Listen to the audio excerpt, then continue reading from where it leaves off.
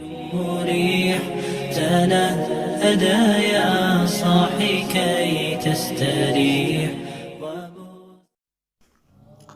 زونی T V کی معزز ناظرین گرامی، کیا آپ جانتے ہیں کہ ہر عروج کا کسی نہ کسی دن زوال آن پہنچتا ہے؟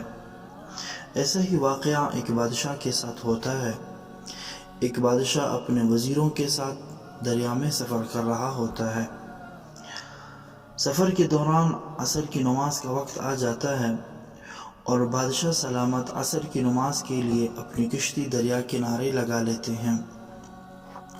بادشاہ وضو کرنے لگتا ہے تو بادشاہ کے وضو والا برتن وہ پانی میں گر جاتا ہے۔ وہ اپنے وزیروں کو آواز دیتا ہے، اپنے مشیروں کو، اپنے خدام کو۔ تو ایک وزیر اس کے پاس کھڑا ہوتا ہے اور کہنے لگتا ہے، بادشاہ سلامت حکم کریں، کیا مسئلہ ہے؟ تو بادشاہ سلامت کہتا ہے کہ میرے وضو کا لوٹا دریا میں گر چکا ہے، لہٰذا اسے نکالا جائے۔ وزیر کہنے لگا، بادشاہ سلامت کہ وہ کس جگہ پہ گرا ہے؟ تو بادشاہ نے اپنی قیمتی ایک انگوٹھی جو پہنی ہوئی تھی وہ اٹھا کر اس نے وہ دریا میں پھینکی اور کہا کہ اس جگہ وہ لوٹا گر چکا ہے۔ وزیر اندر کھودا اور اس نے لوٹا نکالا تو اس کی حیرانگی یہاں پہ مزید بڑھ گئی کہ جب اس نے دیکھا کہ جو انگوٹھی بادشاہ نے دریا میں پھینکی تھی وہ لوٹے کے اندر موجود تھی۔ بادشاہ سلامت نے وہ لوٹا اٹھایا۔ جب اس نے اپنے ہاتھوں سے وہ لوٹا لیا اور اپنی انگوٹھی نکالی تو وزیر کہنے لگا، بادشاہ سلامت میں مزید آپ کے ساتھ کام نہیں کر سکتا۔ بادشاہ نے بڑی منتیں کی لیکن وہ وزیر نہیں رکا اور جنگل کی طرف چل پڑا۔ بادشاہ بھی کشتی میں بیٹھ گیا اور اپنے منزل کی طرف چل دیے۔ کچھ ہی دیر جانے کے بعد دریا کے اندر طغیانی آئی اور سیلاب کا پانی آیا اور کشتی کے ٹکڑے ٹکڑے ہو گئے اور بادشاہ سلامت ایک لکڑی کے سہارے سے ایک بیابان اور ایک کنارے پہ آ کے رک گئے۔ بادشاہ سلامت نے دیکھا دور دور تک کسی آبادی کا نام و نشان نہیں ہے، چنانچہ وہ پیدل چلتا گیا۔ بھوک اور پیاس سے اس کا برا حال ہو چکا تھا۔ اسے دور سے کہیں بستی نظر آئی تو وہ دوڑتا ہوا اس بستی کی طرف گیا۔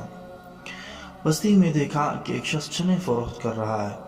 چنے فروش کے پاس بادشاہ سلامت جاتے ہیں اور کہتے ہیں کہ بھائی مجھے کچھ چنے دے دو، بڑی بھوک لگی ہے۔ اس کی خستہ حالت کو دیکھ کر چنے والا اسے کچھ بنے ہوئے چنے دے دیتا ہے۔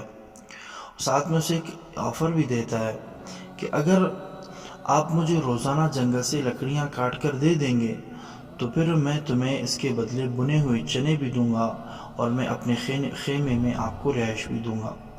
چنانچہ وہ بادشاہ روزانہ جنگل سے لکڑیاں کاٹتا گیا اور لاتا گیا اور چنے فروش کو دیتا رہا اور یہ سلسلہ چل پڑا۔ ایک سال کے قریب جب یہ عرصہ گزر گیا تو ایک دفعہ بادشاہ سلامت جنگل میں لکڑیاں کاٹ رہے تھے تو بادشاہ کے پاس ایک بنگی اپنے کٹورے کے ساتھ جس میں گندگی بھری ہوئی تھی وہ کٹورا لے کر جا رہا تھا۔ بادشاہ کی لکڑیاں غلطی سے اس کٹورے میں لگیں اور وہ سارا کا سارا غلاظت اس بادشاہ پہ آن پڑا۔ لوگوں نے اسے ڈانٹا، بھنگی نے اس کے ساتھ لڑائی کی، بچی کچی ساری غلاظت اس کے اوپر ڈال دی اور بادشاہ سلامت ہکا بکا رہ کر کے زمین پہ بیٹھا ہوا تھا۔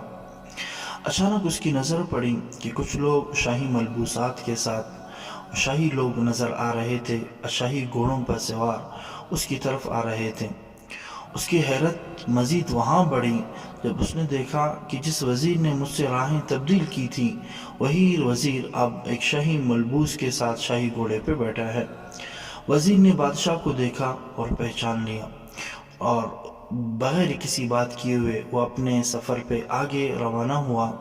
اپنے وزیروں سے جو اس وقت اس وزیر کے جو وزیر تھے اپنے سپاہیوں سے کہا کہ بھئی اس شخص کو دربار میں صفائی کے ساتھ اس کو دھو کے خوشبو لگا کے اور اچھے ملبوسات کے ساتھ اس کو پہنا کے پھر شاہی محل میں پیش کیا جائے۔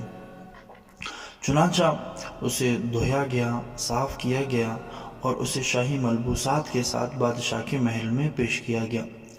وزیر اوپر بیٹھا تھا، بادشاہ سلامت نیچے تھا۔ بادشاہ نے پوچھا وزیر صاحب یہ سب کیا ہوا کہ آپ وہاں اور میں یہاں، اور آپ نے مجھ سے راہیں تبدیل کی اور آپ آ کے تخت پہ بیٹھ گئے؟ تو وزیر کہنے لگا بادشاہ سلامت، جب آپ نے اپنی انگوٹھی دریا میں پھینکی تھی اور وہ انگوٹھی سیدھا اس لوٹے کے اندر جا گری تو میں سمجھ گیا کہ آپ عروج کے اعلیٰ مقام تک پہنچ چکے ہیں، اور جو شخص جتنی بلندی پہ جاتا ہے وہ اتنی ہی نچلے درجے پہ آ کے گر جاتا ہے، لہٰذا میں سمجھ گیا کہ ایسا نہ ہو کہ جو آفت آپ پہ آن پہنچنے والی ہے وہ مجھ پہ بھی پہنچ جائے، لہٰذا میں آپ سے الگ ہوا اور میں یہاں پہ آ کے اس جگہ تک میں پہنچ گیا، اور آپ اپنے عروج کے بعد زوال کے بالکل نچلے درجے تک پہنچ چکے تھے، اور آپ نے اپنی سزا بھی بھگت لی ہے، جو عروج تھا وہ زوال ہو چکا ہے، لہٰذا اب آپ واپس آئیں اور اپنی سلطنت پہ بیٹھ جائیں اور تخت نشین ہو جائیں۔ أدا يا صاحي كي